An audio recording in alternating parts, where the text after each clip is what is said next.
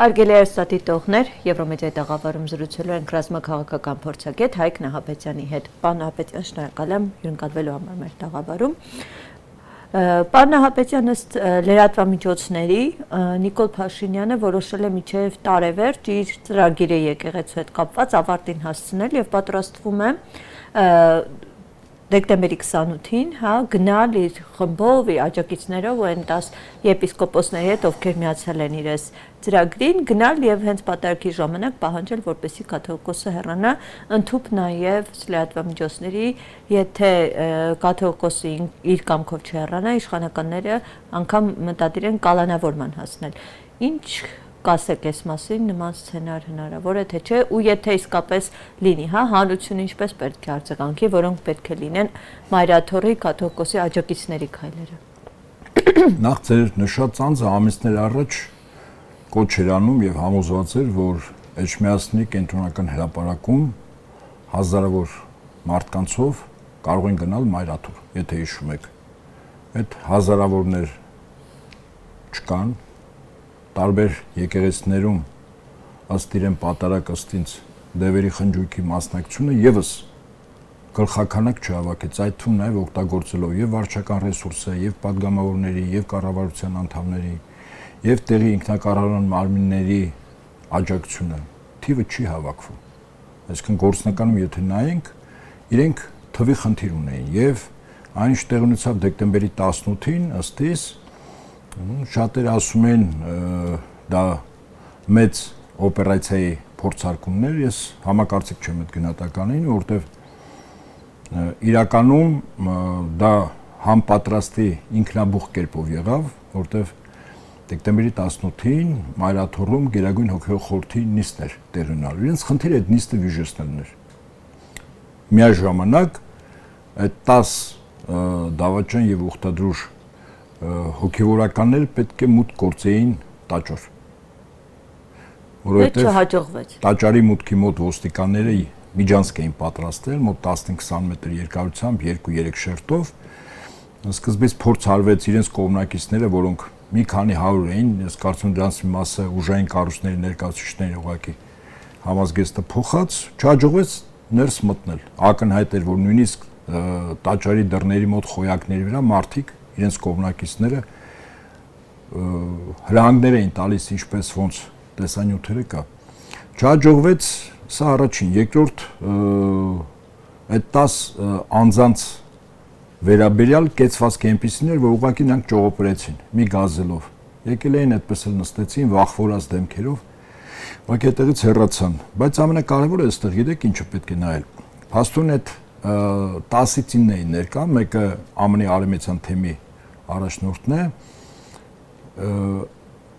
Հայաստանի ամենամեծ թեմի արևմտյան հայրապետական թեմի առաջնորդն էր եւ եւս 4 թեմակալ առաջնորդներ։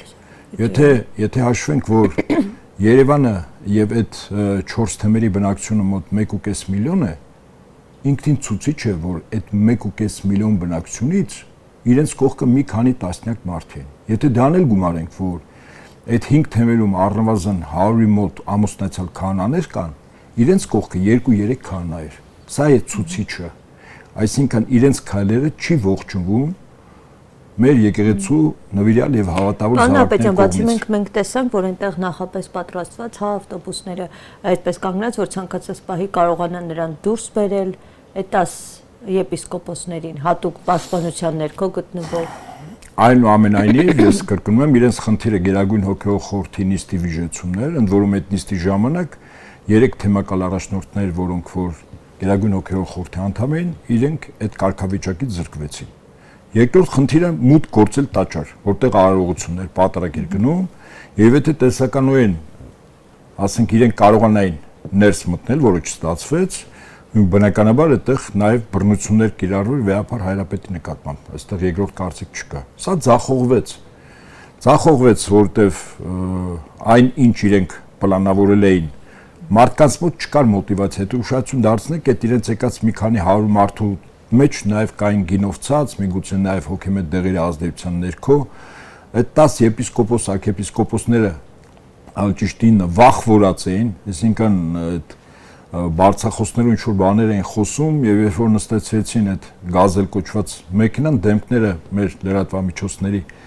օպերատորները, տեսախցիկները բավական լավ էին նկարել։ Դրանց դեմքերի արտահայտությունը որ նայենք, իրեն գիտեն որ անարդար են, իրեն գիտեն որ կեղծ են, իրեն գիտեն որ կառավարել են, իրեն գիտեն որ Աստծո կամքի մեջ չի իրենց քայլերը։ Բայց ինչն է այդպես անձնվիրաբար, հա։ Չէ, այդպես անձնվիր նպատակին գնում կաթողիկոսի հրաժարականը պահանջում։ Դա ու մի բան էլ որ իրենց այսպես ասում են, հա տիրադավ, ասում են մենք տիրադավ չենք, ինչու կաթողիկոսը մեր տերն է, որ մենք իրեն դավաճանենք։ Ուրեմն նախ անձնվիրաբար չկա։ Իրենք վարկաբեկիչ նյութերով կառավարելիության տիրույթում են։ Սա ակնհայտ է եւ օրինակ ինձ համար, եթե սա կարող եմ ես ենթադրել արկա իրողություններից փաստերի ման վրա, ինձ համար օրինակ չափորոշ չէ, երկու անգամ ազգային անվտանգության ծառայության նախկին տնօրեն Արտուր Վանեցյանը սրա մասին ասել է, որ այդ մարդիկ, այդ հոգեվորականները վարկաբեկիչ նյութերի միջոցով են կառավարվում Փաշինյանի կողմից։ Իսկ ինչ վերաբերվում է դավաճան ուխտադրուժ, երբ որ ասում է, սա տիրադավել են ասում, հիմնականում ես հիմնավորեմ ինչու են ուխտադրուժ։ Օրինակ վերջերս իրենք մի հայտարարություն են տարածել, որի մեջ մասնավորապես ասված էր. վերահաստատում ենք մեր անմնացորդ ուխտը Սուրբ Էջմիածնի հանդեպ, հավատարմությունը հայաստանյաց առաքելական Սուրբ եկեղեցու կարգին ու կանոններին, ավանդություններին եւ մեր զինվորյալ միաբանությանը։ Այսինքն սա վերահաստատում են իրենց ուխտը։ Ընթերցեցի, իսկ հիմա ընթերցեմ իրականում այդ 10 անձը ժամանակին երբ ուխտ են արել ծառայության, նաեւ թղթի վրա այդ ուխտի ստորագրություն են դրել։ Եթե ես որպես զինվորական ասեմ, դա երթման արարողության նման մի բան է, որտեղ երթումից հետո թղթի վրա այդ երթման տեքստի իր անուն ազգանունը եւ ստորագրությունն է դրվում։ Այդ թղթերը կան մայրաթոռում։ Հիմա ես ընթերցեմ, թե իրենք ուխտ են արել ինչին։ Այդ ուխտագրի մեջ կա երրորդ կետ։ Հիմա ընթերցում եմ մեջբերման սկիզբ։ Եվ դուք համատեք, թե իրենց ասածը ինչ որ նորից կարդաց, ինչքանով է համապատասխանում այն ուխտին, որ իրենք արել են եւ պարտավորություն են վերցել։ Եվ այսպես խոստանում եւ ուխտում եմ հավատարիմ լինել Սուրբ Էջմիածնին մինչեւ իմ կյանքի վերջը եւ հլու հնազանդությամբ շարունակել մնալ հրամանների եւ իշխանության տակ կաթողիկե Սուրբ Մայր Աթոռի, որին Սուրբ Հոգու ընտրությամբ Հայաստան աշխարհի առաջին լուսավորիչ Սուրբ առաքյալներից եւ նրանց օրինական հաջորդ մեր առաքելաշավիղ հայրապետ Սուրբ Գրիգորից անընդհատ դասավորությամբ ու ուղիղ հաջորդությամբ այսօր բազմում է Տեր Գարեգին II ամենայն հայոց կաթողիկոսը եւ խոստանում եմ հնազանդվել նրա օրինական հաջորդներին, հարգելով ու կատարելով բոլոր հրամանները։ Մազգում եք տարբերությունը ինչքան էական է։ Ուխտն են դրժել։ Իհարկե։ Ակնհայտ է, ես կարդացի ուխտագրի երրորդ կետը, որտեղ հստակ է իրենց կեցվածքը մնալ հրամանների իշխանության ներքո, վեհափար հայրապետի, խոստանում են հնազանդվել օրինական հաջորդներին, այսինքն եթե վեհափարից հետո այլ մարդ է գալու, ոչ իր հրաժարականից, վեհափարը ծմահ է, Սուրբ Հոգով օծյալ, նա իրավունք չունի հրաժարական տալու, երբ օրինակ օրակարգ են բերում վեհափարի հրաժարականի խոսույթը, նման բան չկա։ Ակնհայտ է, որ իրենք ուխտադրուժ են, մի բանի տակ իրենք ուխտ են արել, ուխտագիր են ստորագրել, իսկ հիմա ես նոր ընթերցեցի, թե ինչի մասն են։ Իդեպ ասեմ ձեզ, զինվորականները պատերազմի ժամանակ, պատերազմից առաջ որ երթում են տալիս եւ ստորագրում են, այնտեղ կա նաեւ կետ, որտեղ եթե խախտում են երթումը, որոշակի պատիժներ, այդ թվում պատերազմի ժամանակ ռազմադաշտային դատարանները ուղղակի գնդակահարում էին։ Պարոն Հապետյան, այդ պատժի մասով ի՞նչ է կարծում, որ պետք էր հենց այդ սկզբում, երբ որ այս դավադրության, այսպես ասած, սկիզբը զգացվում էր հոտը, հենց կաթողիկոսը քայլեր ձեռնարկել եւ այս եպիսկոպոսներին հեռացնել, թե կարող էր ավելի սրել իրավիճակը, վատ ազդեցություններ։ Ասեմ ձեզ, ես ինքս այն անձանցից մեկն եմ, որ երբ այդ 10 անձը սկսեցին գործողություն, հանդիպեցին նաեւ Փաշինյան Նիկոլին, ես ինքս իմ Facebook-յան էջում խնդրել եմ վեհափար հայրապետին եւ հիմնավորել եմ ինչու եմ խնդրել, որ իրենց կարգալույց արվի։ Այո, ես այն անձանցից մեկն եմ մեր երթու եկեղեցու զավակներից, որ ինքս տեսնում եմ, որ իրենք պետք է կարգալույց անեն, բայց այնուամենայնիվ այս ամբողջ գործընթացը ամբողջ տեղեկատվությամբ, ծավալով, ներքին այսպես խոհանոցով ես չեմ տիրապետում։ Այսինքն եթե Վեհապար Հայրապետը գտնում է, որ առայժմ դեռ իրենց փաստորեն Վեհապար Հայրապետի կեցվածքը նրանում է, որ հնարավորություն է փորձում տրվել այս անձանց միգուցե ինչ որ մի մասին չեմ բայց ասում եթե նրանք բոլորին։ այդ հնարավորությունը ճիշտ չեն, այսպես պահը որսում, ճիշտ Դե երևի կգա պահը Վեհապար Հայրապետը ճիշտ որոշում կայացնի։ Առնվազն գոնե ես արձանագրեմ, որ մի որոշում արդեն եղել է։ Գերագույն հոգևոր խորհրդի 3 անդամներ այդ 10-ից այլևս անդամ չեն։ Պարոն Նահապետյան, իշխանական լրատվամիջոցի միջոցով ԱԱԾ-ն է թուղթ հրապարակել, իհարկե չգիտենք այստեղ որքանով է, հա, այդ ընթացակարգը ճիշտ, որ ԱԱԾ-ն այդպես լրատվամիջոցի միջոցով է հրապարակում անում, կաթողիկոսի եղբոր վերաբերյալ արդեն այդ հանրահայտ թուղթը, սրա վերաբերյալ ինչ կասեք։ Նախ ձեր տված գնահատականը, որ ԱԱԾ-ն է հրապարակել, իրականության չի Դե ասեցի լրատվամիջոցի միջոցով։ Ուրեմն ԱԱԾ-ն չի հրապարակել լրատվամիջոցի միջոցով։ Ես կարող եմ ասել իմ գնահատականը։ Մի քանի ամիս առաջ քաղաքացիական պայմանագիր կուսակցության, ասենք այսպես, պաշտոնական լրատվամիջոց հանձնացող Civic.am-ը դիմել է ԱԱԾ-ին, որպեսզի վերջինս իրենց տրամադրի ինչ որ անձանց նկատմամբ վերաբերյալ ինչ որ թղթեր։ Ասեմ ձեզ, ԱԱԾ-ն մերժել է։ Այն ինչ հրապարակվել է, դա ԱԱԾ-ի կողմից տրված չի։ Եվ ասեմ ինչու, որտեվ այդ հրապարակումից հետո եղան բազմաթիվ հիմնավոր փաստեր առ այն,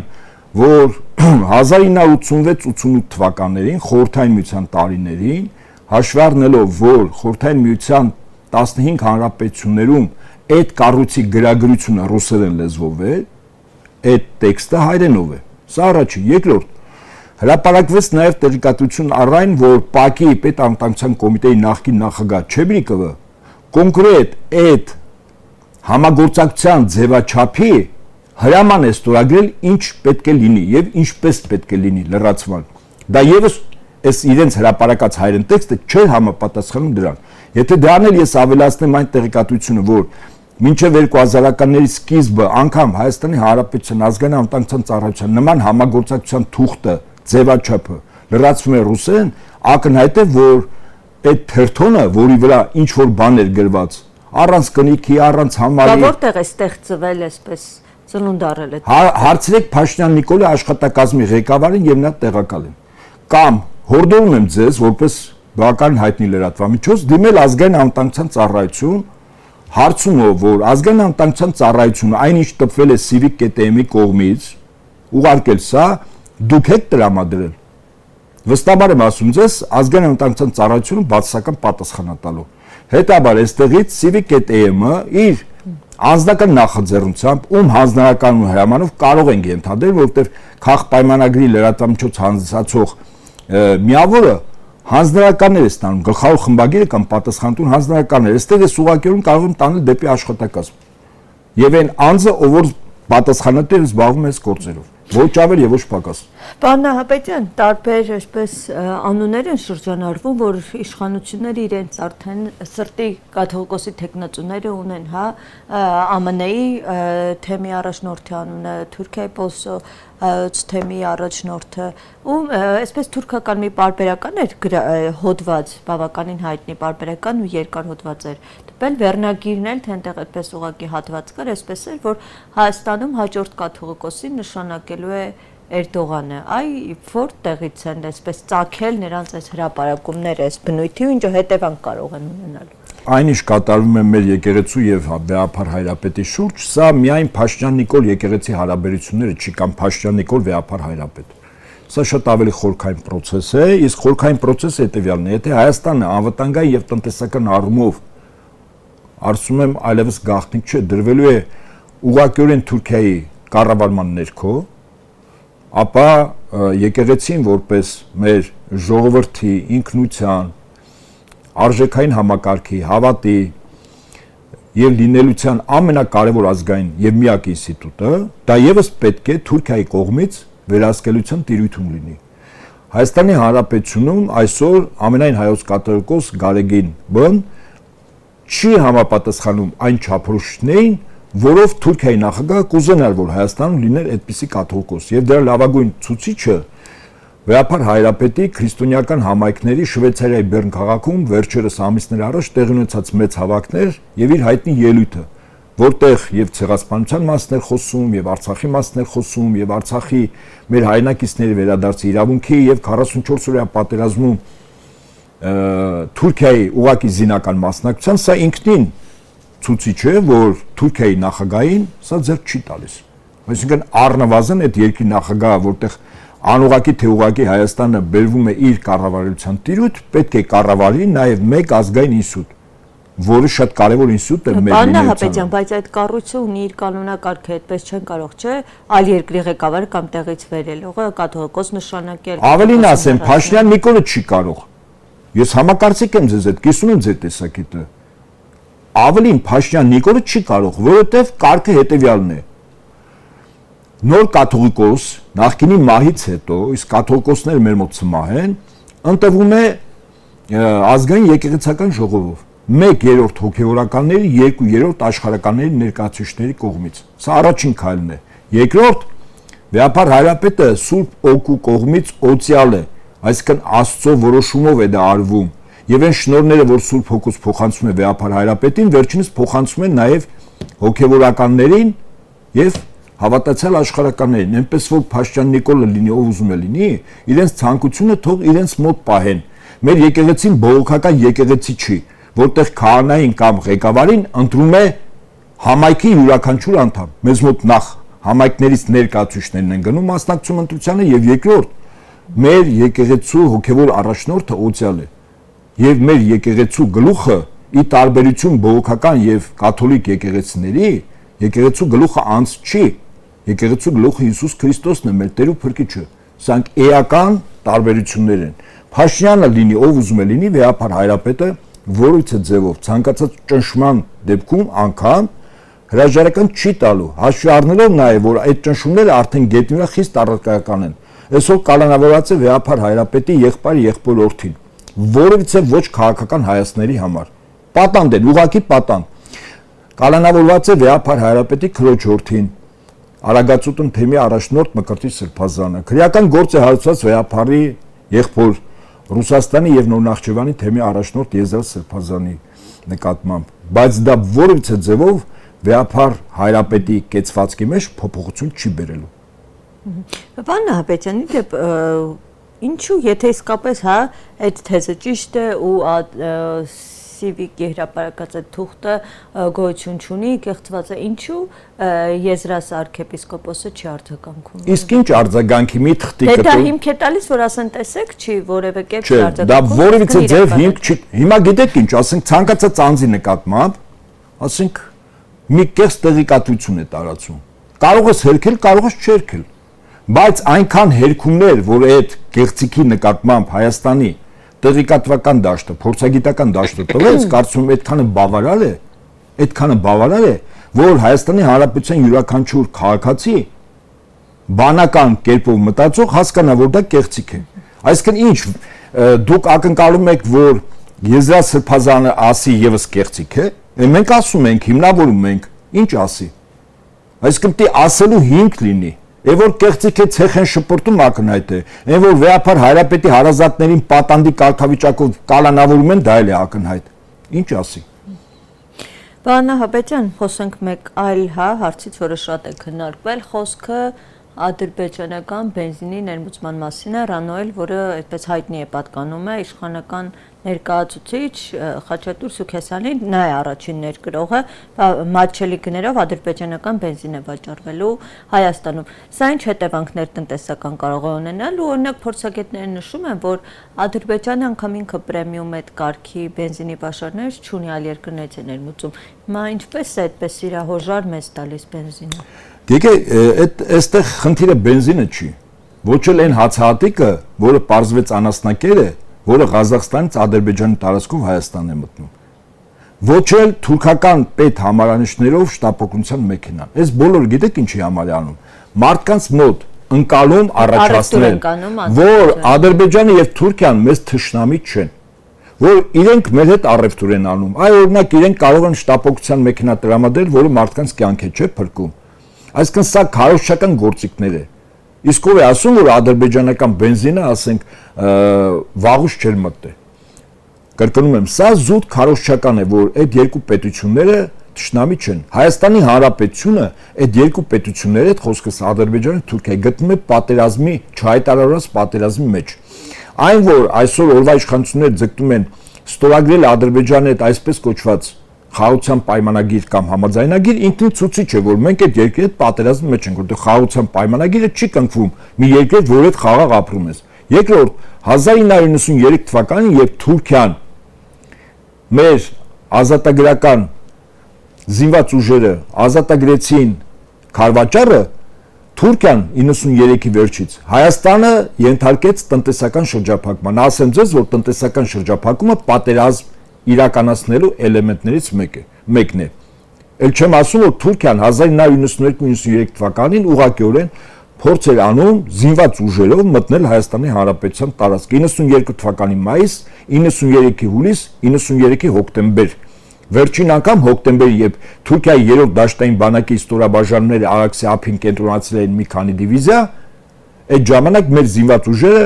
նախագահ Լևոն Տեր-Պետրոսյանի հրահանգով բերել էին լրիվ մարտական պատրաստության վիճակի, ժողովրդական լեզվով ասած թիվ 1-ի։ Այսինքն մենք այդ երկու պետությունների թշնամական հարաբերությունների մեջ ենք։ Թնջուկը խնդիրը չի լուծվել։ Բայց որպեսզի մեր ժողովրդի մոտ իբր իմիտացիա է արվում Թուրքիա եւ Ադրբեջանի հետ նորմալ հարաբերություններ ստեղծելու, հասկանալի է, որ ասենք այդ բենզինը կամ հացահատիկի անասնակերը կամ շտապօգնության մեքենան չի որոշելու։ Այդ դեպքում ես հարց եմ տալիս նման քարոզությամբ զբաղվող իշխանական եւ իշխանամերձ լրատվամիջոցների ղեկավարներին։ Ինչպես կարող են հիմնավորել, որ Ադրբեջանը ոչ միայն վերազինվում է, այլ վերջերս գնվել է Պակիստանից 5-րդ սերնդի ռազմական կործանիչներ։ Մի մասը, մյուս մասը շուտով կգնի։ Եթե դուք օրինակ լսում եք իշխանական ներկայացուցիչներին, օրինակ եւ ինքս եղել է նրանց այդպես հարցեմ ուղղել, ինչպես է, որ եթե խաղաղությունը Ադրբեջանի բյուջեն մեծացնում է, զորավարժությունների անում, իրենք ասում են, իսկ ինչու եք կարծում, որ հենց Հայաստանի դեմ է պատերազմում։ Շատ հաճախ շատերը նաեւ ասում են հնարավոր է Ռուսաստանի դեմ է անգամ պատերազմ։ Այդ անձած պատասխանը շատ նման է գուշակների պատասխան։ Ես ասեմ ինչու նաեւ Հայաստանի։ Ես չեմ բացառում, որ երկու հարևանների դեմ հավաքական արևմուտքը իդեմս Բրիտանիայի պատրաստում են մեծ թուրանով հարվածային բռունցք դեպի Ռուսաստան եւ դեպի Իրան, բայց մենք Ադրբեջանի հետ այսօր պատերազմի մեջ ենք եւ որից մեկը հակառակը չի կարող ապացուցել։ Նորից եմ ասում, խաղաղության պայմանագիր են նորվա իշխանությունները ձգտում կնքել Ադրբեջանի հետ, հետաբար մենք պատերազմի մեջ ենք։ Եթե մենք այդ երկրների հետ պատերազմի մեջ ենք, ապա բնականաբար առաջին հարվածը Հայաստանն է գալու եւ ոչ թե Ռուսաստանին գերհզոր, որը հավաքական արևմուտքին այսօր փաստորեն Ուկրաինայում հաղթում է, եւ Իրանին, որը Իսրայելի եւ Միացյալ Նահանգների ռազմական 12 օրվա տևած հակամարտության մեջ հաղթող դուրս եկավ։ Ակնհայտ է, չէ՞ որ Ադրբեջանի քաշային կարգը այդ երկու պետություններ չեն։ Կարող է Ալիևին ստիպեն ինչ-ինչ բաներ անել, բայց ակնհայտ է, որ Ադրբեջանի ախորժակը առաջին հերթին 300,000 ըստ Ադրբեջանի նախագահի ադրբեջանցիների վերադարձն է Հայաստան։ Ըստ իրենց Տրամփի ուղի կոչվածը իսկապես միջանց դարձնել Զանգեզուրի։ Ըստ իրենց շուտով Հայաստանից, ասենք, առնվազն տասնյակ հազարավոր քաղաքացիներ պետք է քրեական պատասխանատվության ենթարկեն, որոնք ժամանակին կամավորական սկզբունքով ազատագրել են մեր հայրենիքը, Արցախի մի մասը։ Այնպես որ Ադրբեջանը պահանջներ ունի, չեմ ասում սահմանադրություն, սահմանության մեջ կետեր, բազմաթիվ պահանջներ կա։ Եվ հետաբար ակնհայտ է, չէ՞ որ Ադրբեջանի նախագահի պահանջները այս կամ այն պատճառաբանությամբ չկատարելուց հետո Ադրբեջանը կարող է ինչպես իդեպ արեց 44 օրայի ընթացքում, երբ ասեց Հայաստանի օրվա իշխանությունները բանակցային գործընթացից իրենք իրենց դուրս են դրել, հիմնավորելով նաև Ստեփանակերտում Փաշինյանի հայտնի խոսքը Արցախ-Հայաստանը եւ վերջ։ Հիմա այս դեպքում Ադրբեջանի նախագահ կարող ասել մեր բազմաթիվ օրինական պահանջները արևմտյան Ադրբեջանի փախստականների վերադարձին, նրանց իրավունքների պաշտպանության եւ այդպես շարունակ Հայաստանը չի կատարում։ Եթե չի կատարում, ես էլ ստիպված ուժով եմ փորձում վերցնել այնինչ իրավական առումով եւ միջազգային իրավունքի տեսանկյունից իրեն է պատկանում։ Ակնհայտ է, չէ՞ որ այդ զինվացությունը առաջին հերթին մեր դեմ է եւ այդ ռազմական կործանիչները ինչու են համար գնվել, բավականին թանկ հաճույք է դա։ Երկնքում բացարձակ առավելություն ունենալով Ադրբեջանը 100%-անոց Հայաստանի հետ հաջորդ բախման ժամանակ կարող է ապահովել իր հաղթանակը։ Ինչու Միացյալ Նահանգների նախագահ Դոնալդ Տրամփը օգոստոսի 8-ին, երբ իր մոտ էր Փաշինյանը եւ Ալիևը, հանեց 907 բանաձևը, որով արգելում էր, որ Միացյալ Նահանգները ռազմատեխնիկական համագործակցություն իրականացնեն Ադրբեջանի հետ, այսինքն զենք զինամթերք վաճառեն։ Եթե Ադրբեջանը գնում է խաղաղության, ինչու է աճ ու ձախ զինվում։ Տարեկան 3, 4, 5 մեծ զորավարժություն են անում այլ երկրների հետ։ Այդ զորավարժությունների բանակը առավելագույն մարտական վիճակի բերելու նպատակը ո՞րն է։ Իհարկե, իրենք կարող է պատերազմ չանեն Հայաստանի հետ, բայց այն առավելությունը ռազմական, ռազմատեխնիկական, քանակային անձնակազմ, որ իրենք ունեն, ուղղակի պարտադրել են Հայաստանի ցանկացած իշխանության, այդ թվում եւ առաջին հերթին Փաշինյանին անվերապահ կատարել իրենց պահանջները։ Այդ դրա համար զինվում են։ Իհարկե Հայաստանի դեմ է։ Պարոն Նահապետյան, նաև տեղեկություն կա, որ ամերիկացի բարձրաստիճան պաշտոնյա է արձելելու առաջիկայում Հայաստան, խոսքը այդպես է քաղաքական գործիչներն են, նշում փոխնախագահի մասին է, Վենսի մասին է, կլինի նմանայց ու ինչ օրակարգ։ Ես կարծում եմ, որ եկեք այլ իրողությունների դաշտում, այս ամեն ինչը գնահատենք։ Օրինակ փոխվելու է Հայաստանի Հանրապետություն Միացյալ Նահանգների դեսպանը։ Դեսպան փոփոխությունը սա ինքնին հարաբերությունների մեջ որոշակի առումով կարող է փոփոխություններ մտցնել։ Ասեմ ինչու։ Ընդ որում միայն Հայաստանի Հանրապետություն չի փոխվում Միացյալ Նահանգների դեսպանը։ Ու տարբեր տեղեկատվությամբ մոտ 30 երկրում դեսպան է փոխվում։ Այդ դեսպանները պետք քարտուղարությունից նշանակված ժամանակի նշանակվել են գլոբալիստների կամ Միացյալ Նահանգների դեմոկրատական կուսակցության կողմից կառավարվող պետքարտուղարության կողմից։ Հաշվառնի որ Դոնալդ Տրամպը ինքը իր բնույթով եւ գործունեությամբ եւ այն ազգային էլիտան, որ իր մեջքին կանգնած է, իրենք հակագլոբալիստ են։ Այսինքն Հայաստանում ակնհայտ է քաղաքականություն է փոխվելու իդեմս եւ դեսպանի փոփոխության եւ գլոբալիստների կողմից մեր նման երկրներում իշխանությունների բերված անձանց։ Իսկ սա կարող է ընտրություններից առաջ այսպես որպես աջակցություն դիտարկվել իշխող ուժին, ինչու որտեղ մենք եթե նայենք Եմենն էլ պարբերաբար հենց գումարի տեսքով Հայաստանին աջակցություն տալիս է ու շեշտում է, որ ընտրությունների արդյունքները պաշտպանելու հիբրիդային պատերազմի դեմ պայքարի, այսինքն կարող է շրջանակներում որպես աջակցություն դիտարկվել։ Ես նույն հարցության վրա չէի դնի Միացյալ Նահանգների Եմենին։ Այսօր ակնհայտ է, չէ՞, օրինակ Միացյալ Նահանգները ընդունել են նոր ռազմավարություն անվտանգության, որտեղ Եմեն իդեպ իրենց այդքան էլ բարեկամ միավոր չի վերպետական կառույց, ավելին եթե նախկինում Ռուսաստան Դաշնությունը համարվում էր իրավական առումով ամրագրված ԱՄՆ-ի թշնամի, այդ թշնամու կարգավիճակը դուրս է բերվել։ Այսինքն իրականում Միացյալ Նահանգների ներկայիս վարչակազմի խնդիրը գլոբալիստների կողմից աշխարհի բոլոր ծեգերում, այդ թվում նաև Հայաստանի Հանրապետությունում իշխանափոխությունն է։ Այդ թվում նաև Եվրոպայում, եթե ուշադրություն դարձրեք, հակագլոբալիստական կամ Բրիտանիայի կողմից կառավարվող ներկա վարչակազմերի փոփոխության լուրջ ալիք է պատրաստվում։ Ասեմ ձեզ, եւ այդ առաջին ալիքի դուռը բախելու է Գերմանիա եւ Ֆրանսիա։ Եվ պատահական է, որ Ֆրանսիայի նախագահը 3 օրինակ 3 առաջնոր հայտարարեց, որ ինքը պատրաստ է հանդիպել Ռուսաստանի Դաշնության նախագահի հետ։ Իրենք հասկանում են, որ ծանրության կենտրոնն է փոխվել, այսինքն գլոբալիստների իշխանությունը, որը երկու սյուն ուներ, մեկը ԱՄՆ-ի դեմոկրատական կուսակցությունը եւ իր կողմից ընտրված նախագահը, մյուսը Բրիտանիայի կառավարությունը։ Հիմա ԱՄՆ-ում չկա, ԱՄՆ-ում հակառակ այդ ուժերի դեմ պայքարող քաղաքական վարչակազմ է։ Եվ ակնհայտ է, որ Եվրամիությունում եւս շուտով փոփոխություններ են լինելու։ Եվ առաջին, ինչպես ասում են, ծաղիկները այնտեղ արդեն եղել են։ Գոնե առնվազն 3 պետության ղեկավար կոշտ կեցվածք են՝ Սլովակիա, Չեխիա եւ Հունգարիա։ Իրենք հակագլոբալիստների դաշտում են։ Շուտով Եվրոպայում լուրջ փոփոխություններ լինելու։ Ասենք ընտրություններ, որը կարող է տևել այդ գործընթացը 1 ամիս, 3 ամիս, մեր նման երկրներ 1 զանգ, 1 օր եւ ոչ ավել։ Փոփոխությունը այդպես է լինում, որովհետեւ աշխարհակական ուժային կենտրոնները հակագլոբալիստները, որ ունի 3 առանցք՝ Միացյալ Նահանգներ, Ռուսաստան Դաշնություն եւ Չինաստան, այնտեղ որոշել են աշխարհի ազդեցության ոլորտները եւ ընդհանրապես գլոբալիստները որից է պետությունում իշխանություն պիտի չլինեն։ Բայց այս պահին գնում է պայքար, Բրիտանիան դիմադրում է, այդ թվում եւ մեր տարածաշրջանում եւ կենտրոնական Ասիայի երկրներում եւ Ուկրաինայում։ Ուկրաինայի պատերազմի շարունակության թիվ 1 շահառուն Բրիտանիան է։ Եվ ոչ Ուկրաինայի իշխանությունները, օրինակ, ոչ էլ Եվրամիությունը, Բրիտանիան, որտեղ իրենք խնդիր ունեն այդ պատերազմը շարունակել մինչև վերջին ուկրաինացին գոնե նվազագույնը մինչև հաջորդ տարի նոյեմբեր ամիսը, որտեղ Միացյալ Նահանգներում տեղի ունենալ կոնգրեսի միջանկյալ ընտրություններ, որտեղ Բրիտանիայի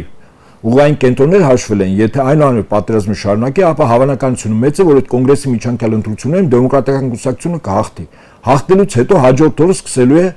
ԱՄՆ-ում նախագահ Դոնալդ Թրամփի իմպիչմենտի գործընթաց, որը կարող է արդյունք չտա, բայց մինչև նախագահական հաջորդ ընտրություններ ինքը քարոզչական լրջագույն գործիք է դեմոկրատների ձեռքին։ Եվ հույս ունեմ, որ այդ գործիքը օգտագործելով ԱՄՆ նախագահը ուղղակի հաջորդը կլինի դեմոկրատական կուսակցություն, այսինքն իր շրջանը սյուր վերադառնան։ Պայքար էտեղ է գնում։ Շնորհակալություն պարոն Ապետյան ձեզ զրույցի համար։ Հարգելի հեռուստադիտողներ, հիշեցնեմ, որ մեր զրուցակիցը ռազմաքաղաքական փորձագետ Հայկ Նահապետյանն է։ Շնորհակալ եմ եթերին հետևելու համար։